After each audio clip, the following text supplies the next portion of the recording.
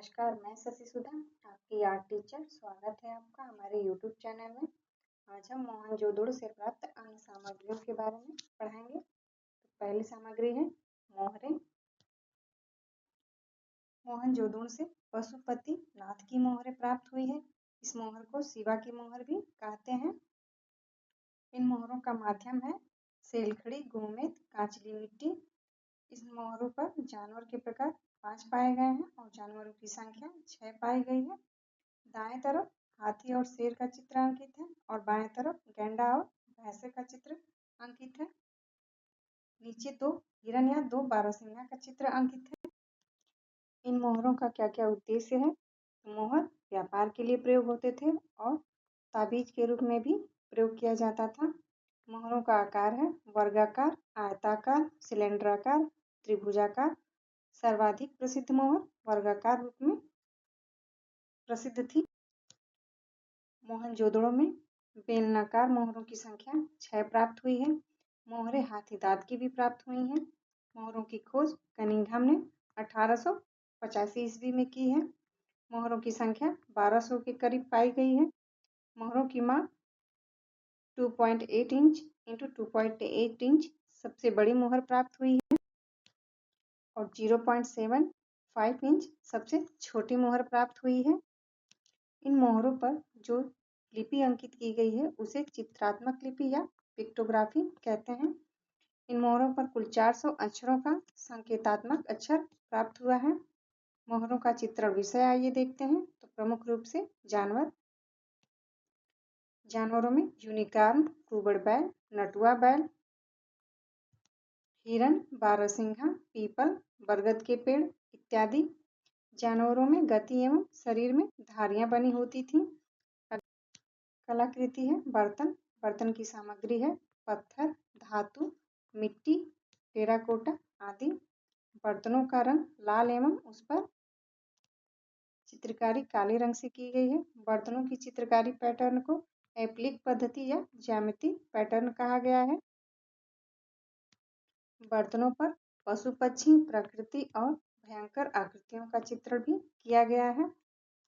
अगला प्रमुख स्थल है लोथल। यह गुजरात, भारत में स्थित है। इसकी खोज 1954 ईस्वी में हुई है और नदी तो यह भोगवा नदी के तट पर है। लोथल के खोजकर्ता हैं SR राव। लोथल को लघु हड़प्पा एवं लघु मोहनजोदड़ो भी कहा जाता है। आजादी के बाद सर्वाधिक स्थल यहीं से प्राप्त हुए हैं। लोथल के घरों के दरवाजे मुख्य सड़क की ओर खुलते थे। लोथल बंदरगाह, डॉकयार्ड के लिए प्रसिद्ध है। लोथल से वृत्ताकार एवं चतुर्भुजाकार अग्नि वेदिकाएं प्राप्त हुई हैं। लोथल से 3 युग्मित समाधि का साक्ष्य भी प्राप्त है। तांबे का साक्ष्य प्राप्त है। तांबे का बतख, खरगोश एवं तांबे का कुत्ता इत्यादि प्राप्त हुआ है। मनका बनाने का कारखाना लोथल और चनहुदड़ो से प्राप्त है।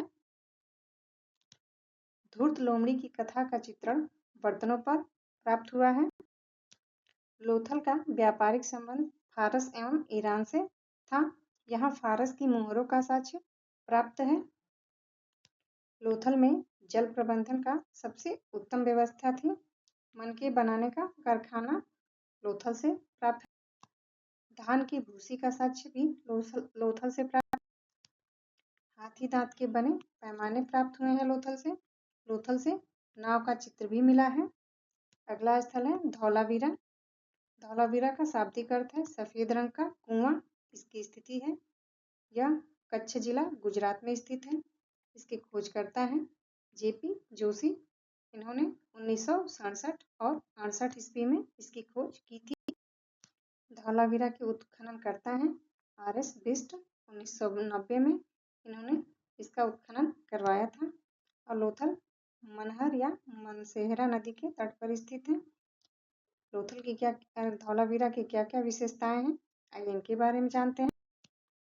धौलावीरा के नगर आयताकार बने हुए हैं। इस नगर को 3 भागों में विभाजित किया गया है। पहला भाग है गढ़ी क्षेत्र, दूसरा मध्य नगर और तीसरा है निचला नगर। भारत में स्थित सिंधु सभ्यता का दूसरा सबसे बड़ा नगर है धौलावीरा। यहाँ के नगर ग्रिड पद्धति एवं चेसबोर्ड पद्धति पर बनाए गए हैं। यहाँ से स्टेडियम का साक्ष्य भी प्राप्त है। नेवले की पत्थर की मूर्ति प्राप्त है धौलावीरा से, और धौलावीरा में उन्नत जल प्रणाली थी। साइन बोर्ड भी प्राप्त है धौलावीरा से, जिस पर 10 अक्षर अंकित किए गए हैं। चांदी की अंडाकार चूड़ियां प्राप्त हैं। पालिशदार श्वेत पाषाण खंड का साक्ष्य मिला है धौलावीरा से। अगला स्थल है कालीबंगा। कालीबंगा का अर्थ है काले रंग की चूड़ियां। इसकी खोज 1953 में अमलानंद घोष ने की थी। यह हनुमानगढ़ राजस्थान में स्थित है और यह घग्गर या सरस्वती नदी के तट पर स्थित है। कालीबंगा से बेलनाकार मुहरे, हल से जुते हुए खेत का साक्ष्य, अग्निकुंड या वेदिकाएं प्राप्त हैं। शवों के अंत्येष्टि क्रिया का साक्ष्य प्राप्त है। युगल समाधियां प्राप्त हैं कालीबंगा से। ऊंट की अस्थियां प्राप्त हैं। अलंकृत ईंटों का प्रयोग किया गया है कालीबंगा में। शल्य चिकित्सा का प्रमाण कालीबंगा से। बच्चे की खोपड़ी में 6 छेद किया गया है। कांसे का बैल प्राप्त है कालीबंगा से। तांबे की कुल्हाड़ी, भूकंप का प्रमाण, पक्की सड़कें, लकड़ी की पाइप कालीबंगा से प्राप्त हुई हैं। अगला स्थल है बनावली। यह हरियाणा भारत में स्थित है। इसकी खोज 1973 ईस्वी में RS बिष्ट ने की थी और यह सरस्वती नदी या रंगोई नदी के तट पर स्थित है। बनावली से कालीबंगा की दूरी 120 किलोमीटर है। बनावली से मिट्टी का बना हल प्राप्त है। अच्छी किस्म के जौ मिले हैं यहाँ पर। वड़ाग्र प्राप्त है। अग्नि वेदिका का साक्ष्य प्राप्त है। पकाई मिट्टी की मुहरे प्राप्त हैं। अगला स्थल है राखीगढ़। स्थान हरियाणा। खोज इसकी 1969 में सूरजभान ने की थी और यह सरस्वती नदी के तट पर स्थित है। यह भारत में स्थित सबसे बड़ा खोजा गया स्थल है। प्राप्त सामग्री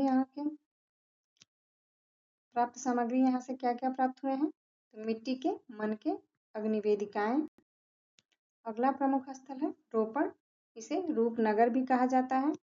स्थान तो यह पंजाब में स्थित है। इसकी खोज 1953 या 55 में यज्ञदत्त शर्मा ने की थी। रोपड़ सतलज नदी के तट पर स्थित है। यहाँ से क्या क्या सामग्री प्राप्त हुई है, तो मनुष्य के साथ कुत्ते दफनाने का साक्ष्य प्राप्त हुआ है। चावल का साक्ष्य प्राप्त हुआ है। काले रंग के मृदभांड प्राप्त हुए हैं। अगला स्थल है चनहुदड़ो। इसकी खोज NG मजूमदार ने 1934 में की थी। चनहुदड़ो सिंध प्रांत में स्थित है और यह सिंधु नदी के तट पर स्थित है। यहाँ से क्या क्या साक्ष्य प्राप्त हुए हैं, तो अलंकृत वक्राकार ईंटें, कुत्ते व बिल्ली के पंजों के निशान प्राप्त हैं। मनका बनाने का कारखाना, सौंदर्य प्रसाधन केस। यह औद्योगिक शहर था। मिट्टी की पकी हुई पाइपनुमा नाली प्राप्त है। अब सिंधु सभ्यता की विशेषताओं के बारे में पढ़ेंगे। तो सिंधु सभ्यता के लोग शांतिप्रिय लोग थे। वे आक्रामक नहीं थे, वे युद्ध विमुख थे। मुख्य रूप से व्यापारी थे एवं कृषक थे।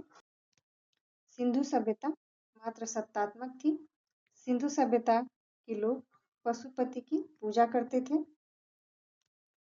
वृक्षों में पीपल के वृक्ष की पूजा करते थे। मंदिरों का साक्ष्य सिंधु सभ्यता से नहीं मिला है। हड़प्पा में 2 प्रकार के बर्तन मिले हैं। पहला एक चाक पर बने बर्तन प्राप्त हैं और दूसरा हाथ से बनाए गए बर्तन। मनके के बारे में जानते हैं आइए। तो मनके सेलखड़ी, गोमेद, शंख, सीप, हाथी, दांत के बने हुए मिले हैं। मिट्टी से भी बने हैं। सोने, चांदी और तांबे के निर्मित किए गए थे मनके। ढोलाकार, अंडाकार, अर्धवृत्ताकार आदि के प्राप्त है मनके। सबसे प्रमुख मनकों में बेलनाकार मनका सिंधु सभ्यता में सर्वाधिक प्रसिद्ध थे। सिंधु सभ्यता में मृदभांड कैसे कैसे प्रयोग किए गए थे, तो मृदभांड लाल एवं गुलाबी रंग के पाए गए। इन मृद भांडों पर पशु पक्षियों का अंकन बहुलता से किया गया है।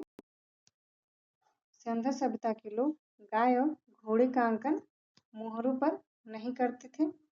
इनका साक्ष्य प्राप्त नहीं हुआ है। अगली क्लास में हम नेक्स्ट टॉपिक को पढ़ाएंगे। धन्यवाद। वीडियो अच्छी लगी हो तो लाइक करिए, शेयर करिए और सब्सक्राइब जरूर से करिए।